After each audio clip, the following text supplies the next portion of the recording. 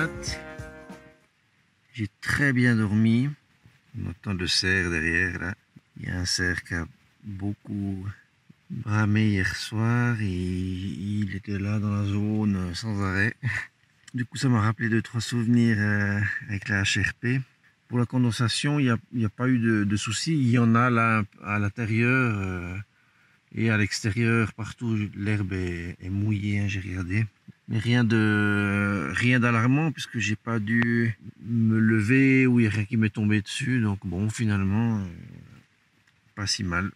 Standard quoi.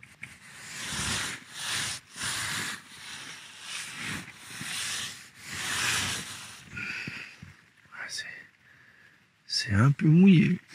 Vraiment rien de catastrophique.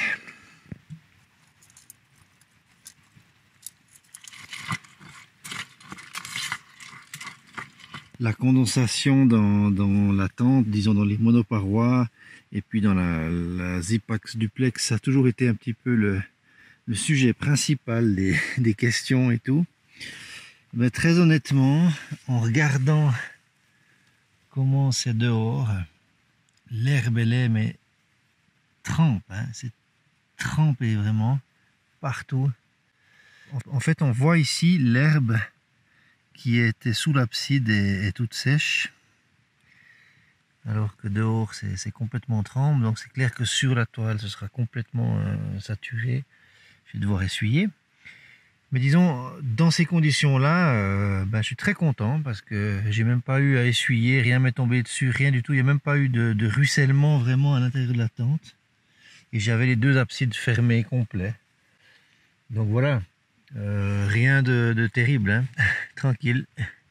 C'est la même chose qu'une tente double paroi. La seule chose, bien sûr, c'est que si tu touches directement la toile, tu es directement en contact avec cette humidité qui condense. Normalement, il y a une autre toile devant, un filet là, anti-moustique. Mais bon, si tu le touches, parce que la tente est petite, tu vas toucher aussi la toile extérieure, donc ça mouille le filet, enfin voilà, bref. Mais voilà, tip top. Alors, démontage de tente, le sac est prêt, il est 6 heures, donc dans 10 minutes je suis loin, ça va très bien. Bon, comme vous pouvez le voir, on voit pas grand chose, il y a beaucoup de brouillard, on voit les gouttelettes qui passent. Du coup, j'espère que ça va aller pour... c'est trempé là, je dois reprendre dans la forêt là en dessus. J'espère que ça va aller pour voir les marques, parce qu'en fait la lampe frontale, il y a tellement de brouillard que elle fait une espèce de bulle blanche autour de soi, puis qu'on voit pas plus loin en fait que 2-3 mètres, 4 mètres disons. Donc il faudra que j'aille gentiment. C'est clair que je vais pas avancer beaucoup ce matin avant qu'il y ait un peu le jour qui se lève. Le sac est prêt, tout est pacté, rien oublié. Allez, on y va.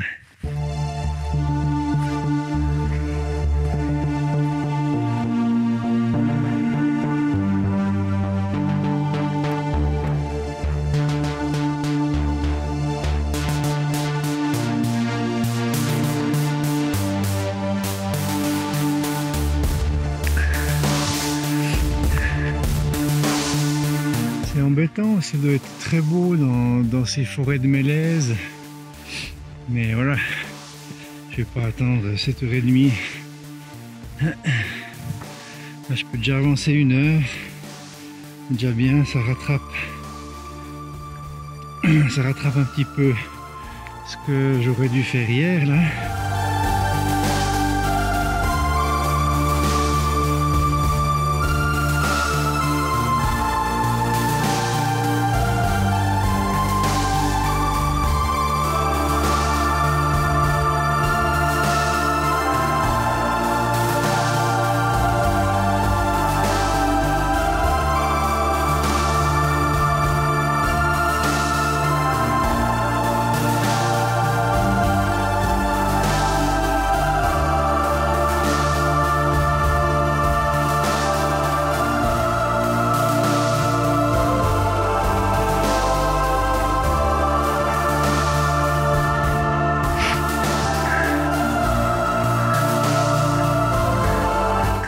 marqué le chemin. Bravo les Italiens. C'est vraiment tip top. Puis quand c'est des petits contours, c'est tous les 3 mètres, il y a une petite flèche. Magnifique.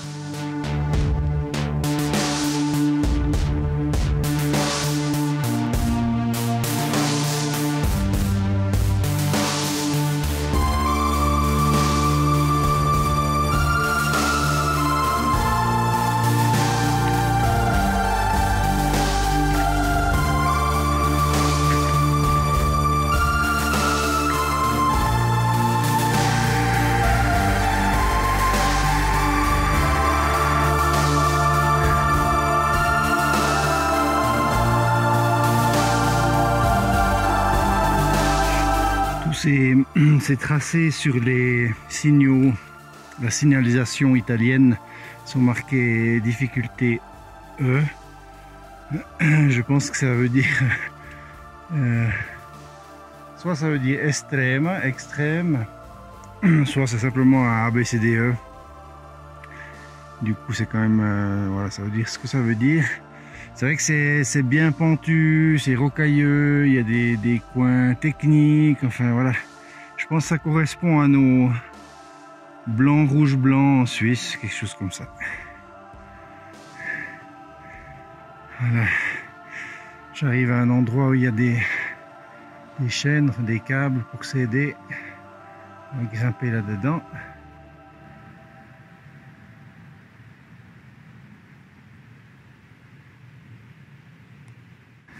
Oui, c'est pas mal quand même. C'est bien abrupt, hein, faut faire attention. Il y a des sécurisations, des marches. Ça va, mais il faut se méfier. La falaise est vraiment bien raide et c'est mouillé. Ça c'est intéressant. J'arrive enfin, à la limite tu trempes là et du brouillard et surtout toutes les plantes, hein, elles sont trempées. J'arrête pas de les taper avant de passer parce que ça va faire du bien. On peut sécher tout ça.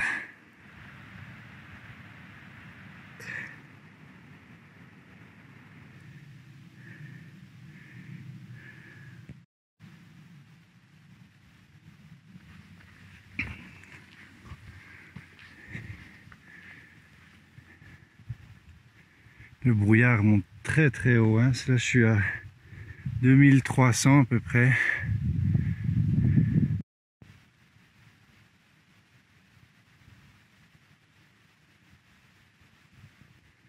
L'alpage de Lazza.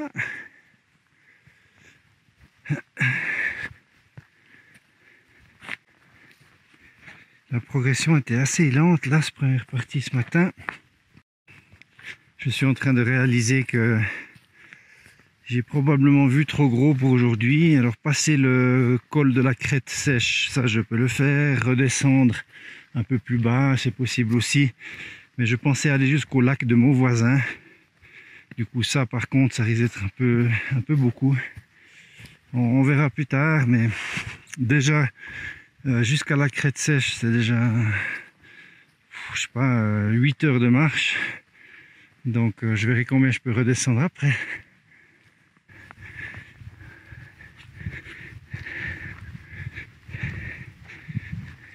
Mes barres de céréales maison, style Cliff Bar, avec qu'est-ce qu'il y a là-dedans? Figues, miel, des céréales à donf, beaucoup de bananes, beaucoup de miel, pas de sucre ajouté autre. Séché 1 heure au four, c'est un peu gommeux, un peu élastique comme ça, mais bon, ça remplit son rôle.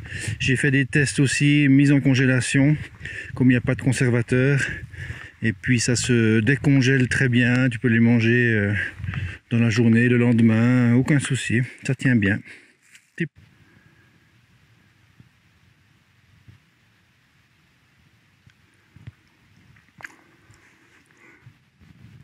Je suis dans une zone à marmotte, à flanc de falaise, avec un peu une alternance de junipérus, puis de pierriers, avec des très belles myrtilles qui sont en train de virer au rouge là, c'est magnifique, super.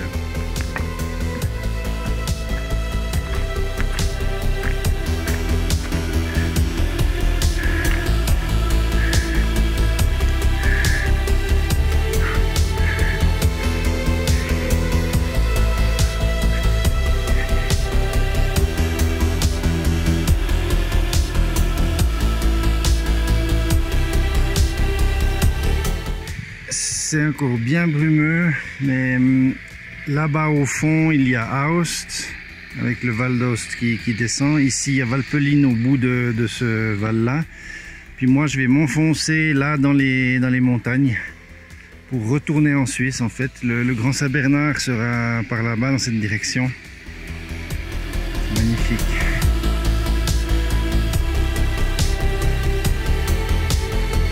Des travaux par là-bas. Je vais droit dessus en fait. À peu près là où on voit la montagne émerger, plus à droite, mais il doit y avoir le Grand Combin aussi.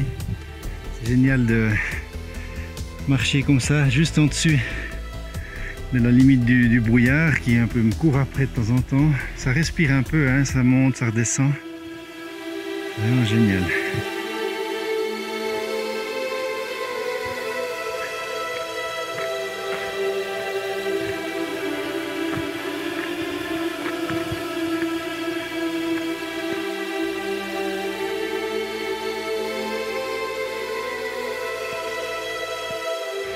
Il y a énormément de barrières anti-avalanche ici, dans ces goulets. C'est méga raide, hein. C'est presque vertical. Justement, ça doit être habité en dessous. On voit aussi ce rocher qui est emballé, sécurisé. Et puis là, les travaux, je pense que c'est pour aussi des choses du style. Voilà ce qu'ils font, certainement une pose de filet pour emballer des rochers.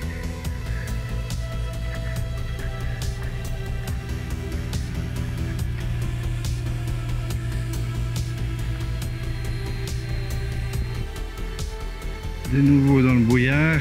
Bon, j'en ai un peu marre là. Il est très haut, puis voilà, avant que vraiment que je m'engage dans la vallée là qui monte au col de la Crête Sèche, je n'aurai pas de soleil. De temps en temps j'ai eu une ou deux zones. Ok, c'est bien. Donc dans 45 minutes, ça veut dire vers 11 h, je ferai une pause midi, sauf si c'est dans le brouillard. Mon but c'est aussi de pouvoir enlever les chaussures, sécher les chaussettes, le pull, etc. Puis ben, me faire du bien quoi. Donc je vais dépasser le refuge s'il faut, monter jusqu'à qu'il fasse beau quoi.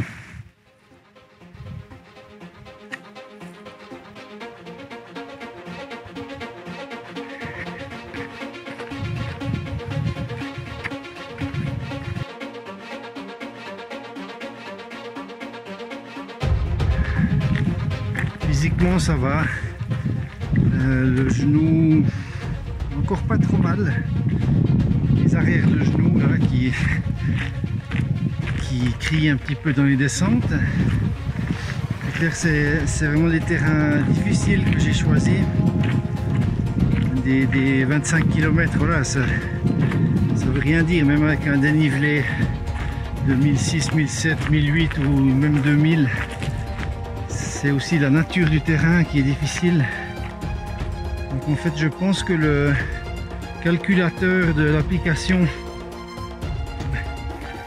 dans ces genres de terrain il dit 9 h, mais je pense que c'est plutôt un 10 h, 10 h 30 même.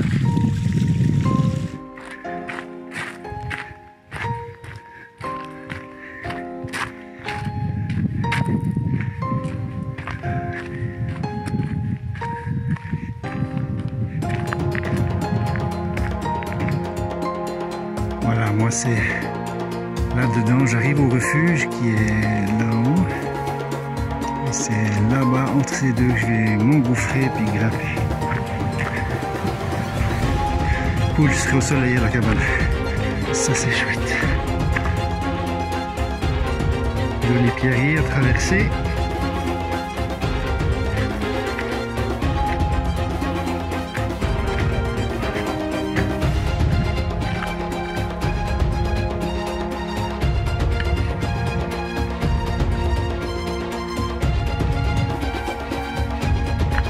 Me voici au refuge de la Crête Sèche, tout au fond le col que je dois franchir. Maintenant je suis bien au soleil, du coup ça tape bien. Il est 11 h, j'ai donc pris 45 minutes sur le temps donné par les panneaux. ce qui est pas mal.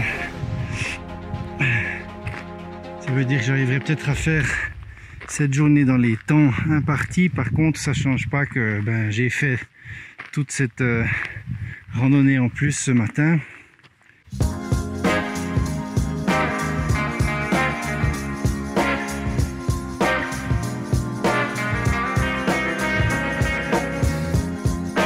Jambon de compagne, 2 tranches de pain complet, un œuf et un bon gros bout de fromage avec double cappuccino. La petite pastille S-Bit c'est en train de chauffer. Ce sera tip top. Jolie vue. Les affaires qui sèchent partout, pieds nus.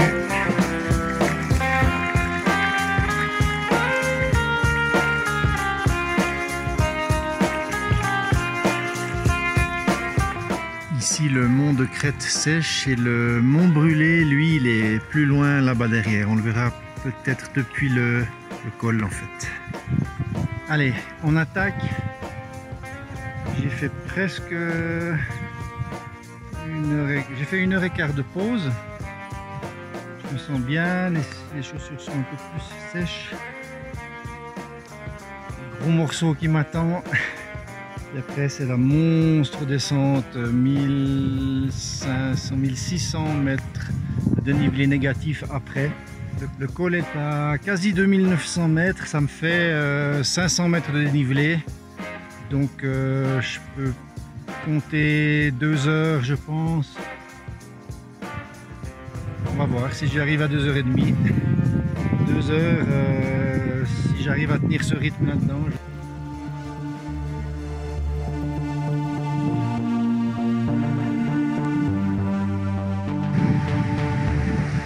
En haut, là-bas, c'est un petit bivouac de secours.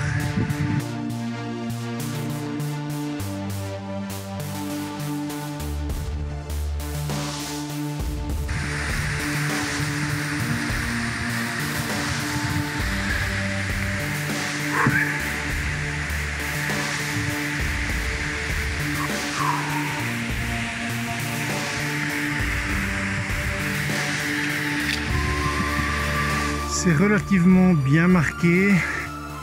Il y a de temps en temps un petit espace où il faut un peu chercher avec 1 ou 2 cairns, mais pas très très grand.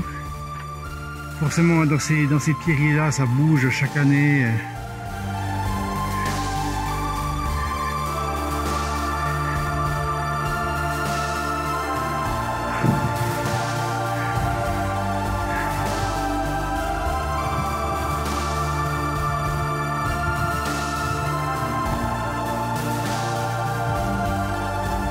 Voilà, magnifique. Ah ben, c'est cool. Un beau petit plat alluvion d'anciens glaciers. Il y avait des glaciers des 2 côtés. Alors le col en fait c'est un tout petit peu trompeur. Il y a cette pointe au milieu, mais en fait il est derrière la pointe. Je dois passer sur la gauche et puis c'est derrière. Donc on va aller dans ce goulet là, plutôt par là.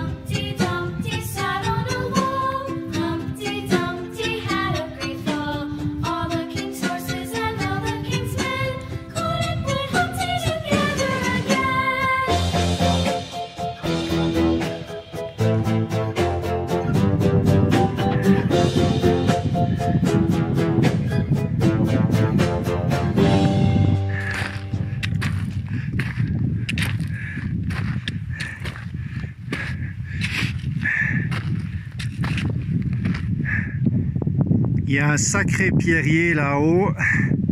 Je ne sais pas exactement par où on passe. On voit pas les chemins dans ce genre de terrain. En tout cas, c'est encore assez costaud jusqu'au col qui est tout au fond derrière. Il y a une espèce de faux col juste devant, là, juste avant la fin. Ok. Maintenant, je vois. Je vais sur la crête ici. Après, je continue la crête. Après, il y a un petit chemin qui part comme ça, qui rentre dans le Pierrier en diagonale. Ça fait vraiment une leçon d'humilité à chaque fois. C'est clair que ici, le moindre caillou qui te coince, qui te tombe dessus. Et en 2 jours, j'ai toujours vu personne. Hein. Vraiment personne. C'est fou. Oh, c'est hors vacances. Et puis on est vendredi, donc peut-être depuis demain ça va changer. Vous reprendrez bien une tranche de millefeuille.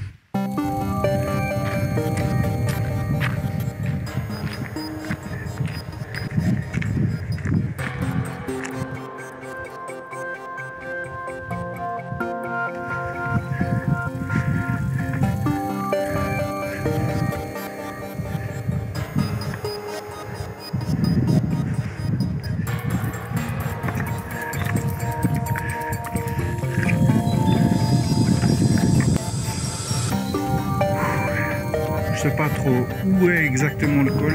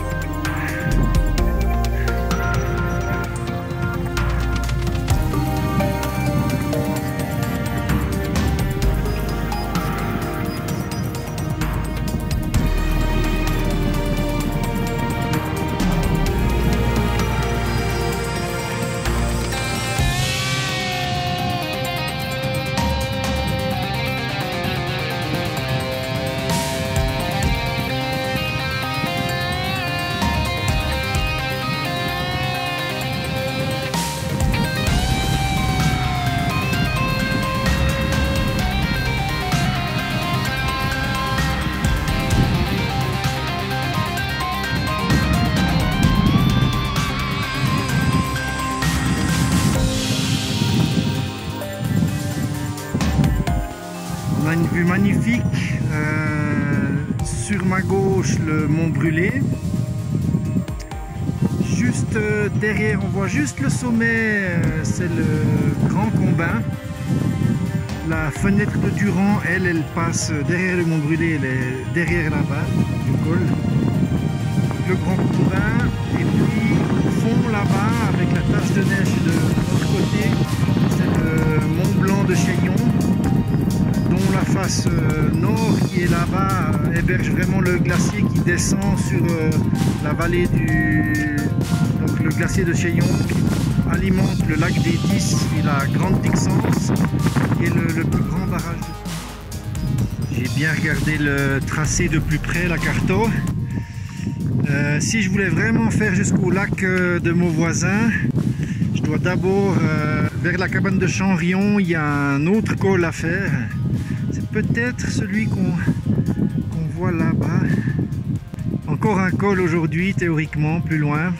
Je sais pas trop ce que ça représente. Si je pouvais le passer, au moins celui-là, pour pas avoir à le faire demain matin. Parce que de l'autre côté, sur le versant, j'ai vu qu'il y a des plats avec un petit lac. Peut-être je pourrais bivouaquer là-bas. Je vais voir ce que je suis capable de faire. C'est parti. Maintenant, c'est maintenant qu'il faut être attentif. Quand même déjà crevé. Des bonnes grosses descentes. Donc 1, la descente. 2, dans des pierriers. Faut pas se blesser maintenant. Voilà, maintenant je rentre en Suisse à nouveau. Donc le marquage va changer. On va revenir sur des blancs, bleu, blanc.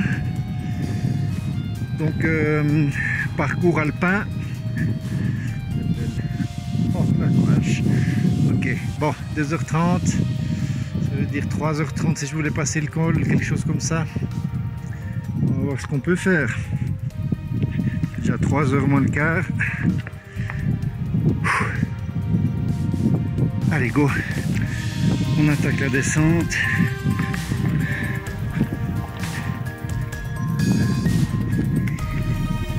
Allez, je vous quitte. Pour des raisons de sécurité, pour descendre là-dedans, avoir un peu les bâtons, machin, et puis quand même un peu avancer. À tout à l'heure. Je reprends un petit peu là dans la descente. Il y a pas mal de chaînes pour s'aider parce que c'est assez raide. Il faut quand même bien se méfier. Surtout, c'est plein de caillasses comme ça sur des plaques de rochers, donc c'est assez glissant. On peut vite se faire emballer, donc là, les chaînes continuent quasi jusqu'en bas. Voilà, j'arrive au pied de la falaise, alors c'est quand même assez chaud, hein. Il y a des passages difficiles. C'est donc pas pour tout le monde, quelqu'un qui n'a pas l'habitude ou vertige. Et puis ici, on continue à descendre dans le pierrier. Je sais pas trop où, mais voilà, par là dedans.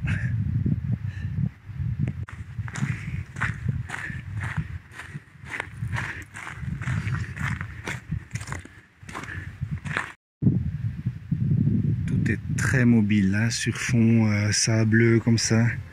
Faut vraiment faire gaffe.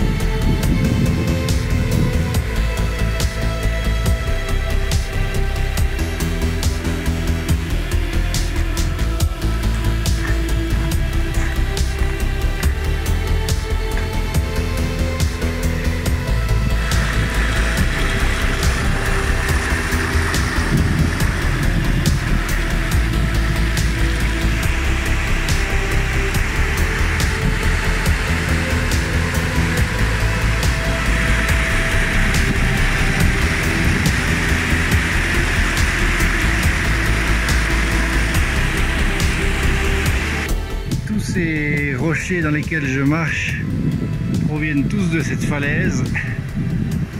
Faut pas être dans les parages hein, quand ça descend. Bien sûr, ceux qui sont vraiment plus loin de ce côté là, c'est que c'était des très très gros puis que ça a explosé. Le chemin, c'est pas un chemin, mais c'est juste des marques comme ça en ligne, très bien marquées d'ailleurs. Chapeau là, les Suisses, ils en font même trop. C'est vraiment une enfilée de marques. Mais c'est très agréable du coup parce qu'on jette juste un œil et puis on voit une ligne à travers les rochers. Donc, parce que c'est clair que dans ce terrain, on a vraiment le nez collé dans les cailloux. Il faut être super concentré. Puis ça va assez vite en fait là-dedans, mais il faut vraiment être concentré quoi. Faut analyser 2-3 cailloux, 2-3 pas en avance quoi, pour être sûr de ne pas se trouver sur quelque chose qui bouge. Faire des bons choix, puis du coup on peut avancer assez vite encore, et grâce aussi à ce marquage qui est zoom, comme ça en ligne, donc on le voit super bien.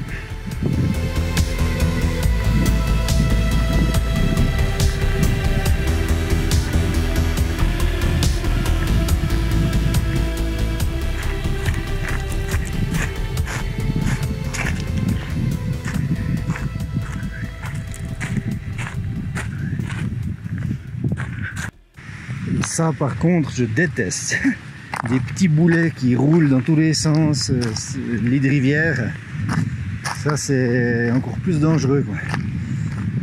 Parce qu'il n'y a rien qui tient, mais tu dois quand même avancer,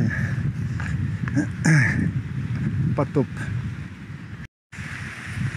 Alors là je profite, c'est plat, je vais à fond la gomme.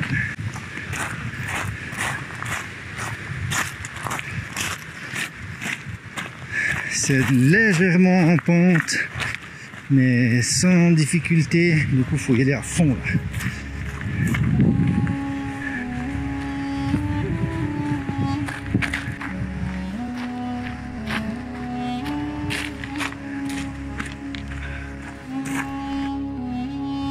face là-bas, le mont Collant.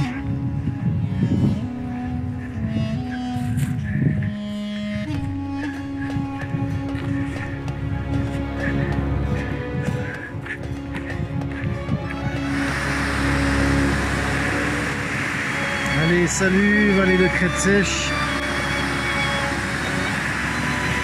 Ça a l'air bien coursé là en bas, hein. Il y a un peu des gorges comme ça. On va voir ce qui m'attend.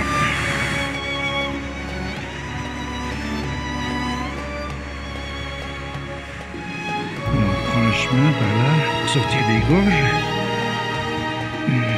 Et puis en fait, je crois que je vais faire une modification. J'ai regardé le tracé plutôt que de prendre sur la butte qui est là-bas, remonter à Chambrion et puis ensuite l'autre col, etc. Je vais plonger. J'ai vu qu'il y a un tout petit sentier. Je vais plonger sur vraiment la fin ou le tout début du lac Montvoisin et puis descendre par le bas, ce qui sera peut-être plus facile en fin de journée puisqu'il me permettra de tracer en bas dans la moraine. Et puis surtout, ça me fait plein de points de bivouac possibles plutôt qu'en haut. Après c'est des falaises, puis je suis coincé, puis je suis obligé de terminer. Enfin voilà. Donc je vais tester ça. Tout en faisant bien attention à ça, bien sûr, hein, parce que avec les barrages, du coup ils ouvrent.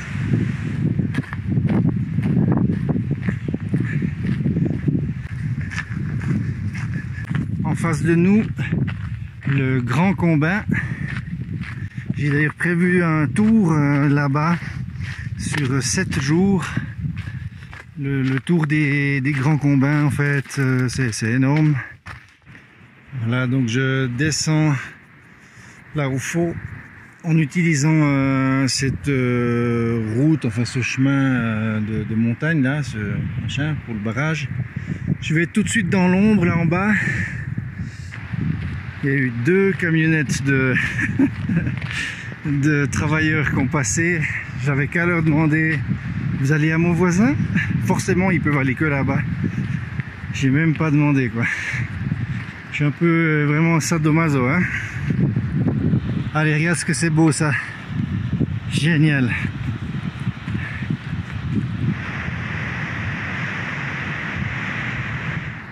Mais je suis quand même un peu stupide, hein. Parce que c'est loin et c'est compliqué là au fond. Enfin compliqué. Ça va être surtout très très long. Allez.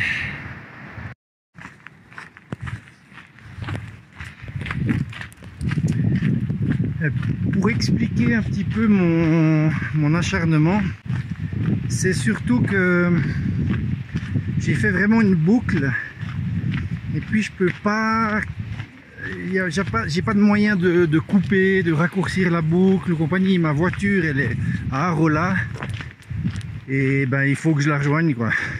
Et puis entre nous, ben voilà, il y a les Alpes, donc il y a des gros sommets, c'est pas possible de couper en deux ou compagnie. Donc je suis obligé de faire cette boucle. Et puis demain, normalement, c'est déjà la plus grosse journée, avec 2000 mètres de dénivelé positif. Donc si je rajoute encore ce que je fais pas aujourd'hui, du coup ça va vraiment devenir difficile. C'est pour ça que je m'acharne un peu à vouloir absolument aller jusqu'au bout, jusqu'à Montvoisin, au bout, sous le barrage, un peu plus loin. Maintenant, si physiquement je peux plus, mais ça veut dire que je vais être embêté dans les 2 prochaines journées.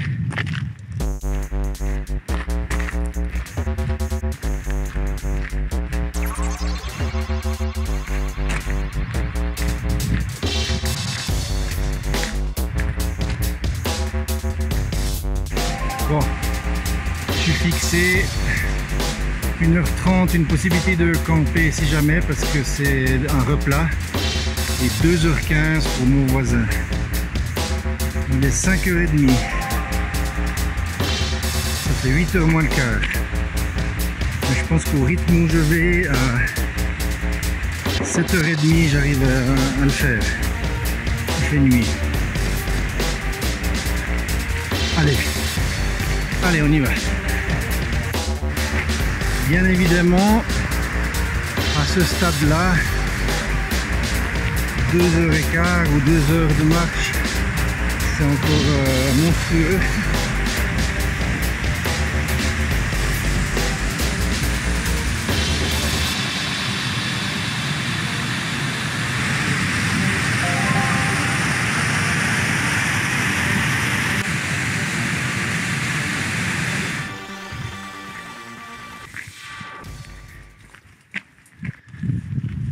Une demi-heure de fête, plus que 3 fois ça.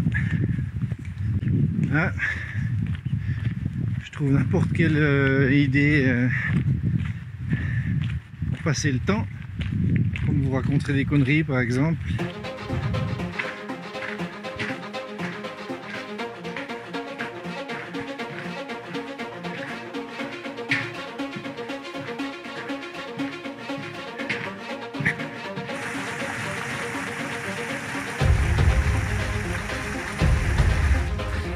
Là, on est sous une chute d'eau qui passe en haut. On l'entend carrément.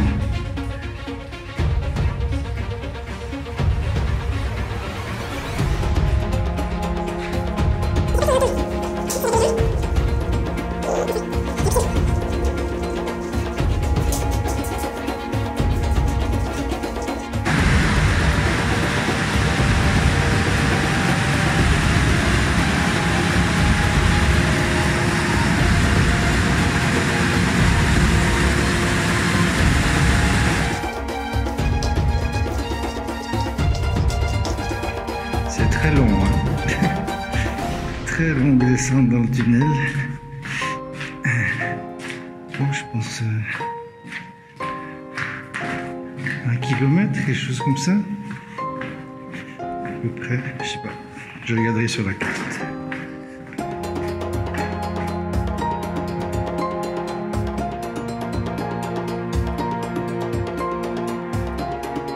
Demain, donc je continue à descendre un bout dans la vallée, puis ensuite je vais partir sur la droite, là, sur le flanc de ces montagnes, dans une des vallées, voilà, mais ça grimpe assez fort, c'est pour ça qu'il y a autant de dénivelé. Il y a ça, puis il y en a encore plein après, tout au long de la journée. Du coup, ça va être une sacrée journée demain aussi. Dans 20 minutes, je suis à mon voisin, j'aurai donc atteint mon but. Je vais faire assez simple sur le campement. Désolé de nouveau si je filme pas trop, mais c'est que c'est vraiment dur. Donc voilà. Je vais voir comment je peux trouver là en bas un semblant de poste pour un bivouac. Et ce que j'espère que ça ira. Et puis on se retrouve peut-être un petit coup pour soit la fondue si j'ai le courage, soit les pâtes ce soir. Et on verra, parce que là je suis au bout du rouleau, vraiment. En faisant le décompte, j'aurais marché 11h15 aujourd'hui, une fois que je suis là en bas. Bon les amis, la fondue est sur le feu. Je vous dirai si c'était bon. La fondue au S-Bit, ça cuit trop fort, mais c'est pas grave, on se démerde. Ce sera ce que ce sera.